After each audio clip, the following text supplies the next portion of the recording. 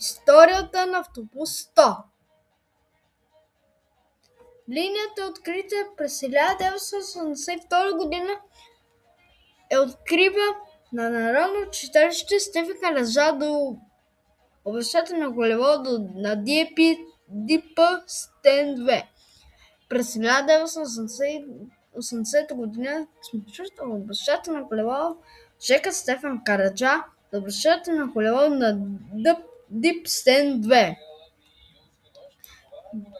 През 1984 година с маршрут от обещателно колело с Жека Стефан Караджа до квартал Бенковски и Купринявах се.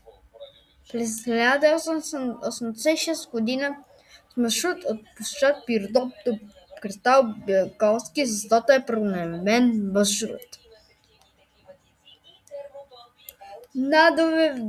През септември 1995 година с маршрут от кръстовище Владимир Вазов Острово до квартал Бенковски, защото буливар Васил Кръвчев и буливар Владимир Вазов и се обърна посока, минава по буливар Васил Кръвчев и буливар Владимир Вазов.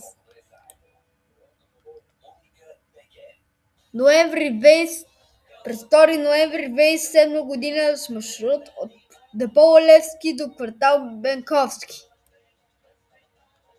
и подвижен състав линията се обслужва от гараж Малшевци. Подвижен състав Мерцедес 0305G, Hilux GTX, MAN SL200, BMC BLD 220 СЛФ, Хайкер КЛК 6132 ГФ се експлоатира. Ютон E12 LF от 6 октомври 2024 година е много рядко. На 13 април 26 много е рядък този автобус по линия 100. 2308 Манлион Сити GCNG 2018.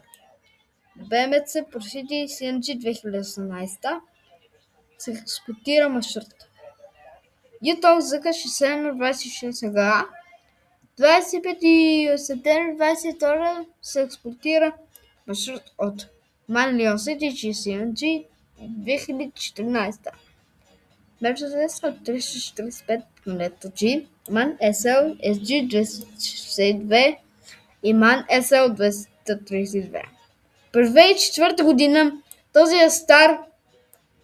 Много е MAN от 30 Мерцедес от 0305.